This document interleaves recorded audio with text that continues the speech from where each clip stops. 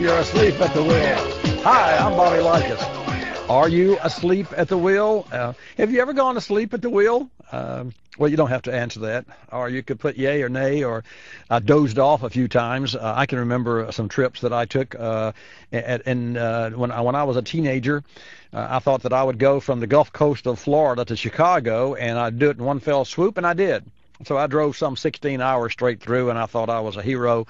Little did I know that as I was driving along and going to sleep, I would actually roll the window down with, I guess, I imagine the wind chill factor was somewhere in the minus 20s, hold my hand out the window until it really got cold, and then rub it across my face. I don't know how many of you have ever done that. Welcome to Bobby Likis Car Clinic here. We're live on Paltalk.com every Thursday from noon until 1 p.m. Eastern Time. I'm glad that you joined me. And here are the rules. This is a general room. I'd love for you to cam up. Also, if you have a question about the automotive industry or fuels or oils or, anything to do with automobiles, I'm your man. I see that we have a palm up already. So I'm going to turn over the mic. And when it's your turn, if you would, I would hope that you have already made sure that your microphone works. Again, every Thursday, from noon until 1 p.m., I invite you into Bobby Likis Car Clinic here on Paltalk.com. Just consider me your personal car consultant, and I will do my best to answer your questions. And also, I'd love to hear your comments. So we'll go to Flash first and turn the mic to Flash. Welcome to Bobby Likis Car Clinic. Glad to have you in the house. Good morning. How you doing? Morning. Fine. Okay, I got a question. I got a 1995 Chevy Silverado pickup. Its rear is locked up, and I was wondering, do you think that would be the differential itself or the transfer case on the transmission? Well, it's easy enough to decide. Just disconnect the drive shaft, and you say rear is locked up. Disconnect the drive shaft, going to the rear, and if the car rolls, then it's in then it's not in the differential.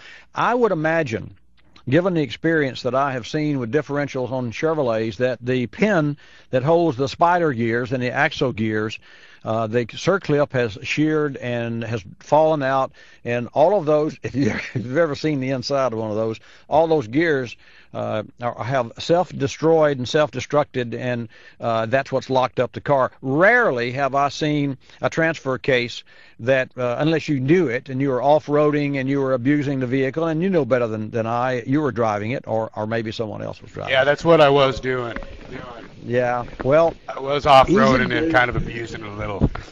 Yeah, well, kind of. I hear you.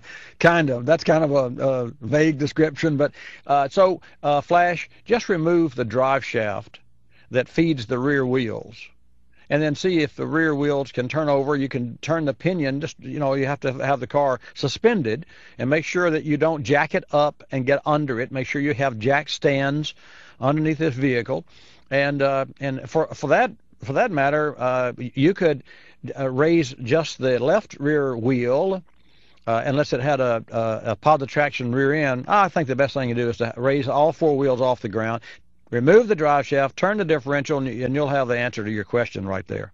Really easy to do. Okay, that's an easy a question. We'll go to... You're welcome a lot. Thanks for joining me today here on Bobby Likis Car Clinic on Paltalk.com. Douglas, 4.3 or 43? Does that mean you're 43 years old, or just number 43 in the household? Or do I ask? Hey, thanks, Bobby. Now that's just when I was 43. Hey, I just want to say thanks for the advice a while back on the 2004 Envoy. It was the cluster. Yeah.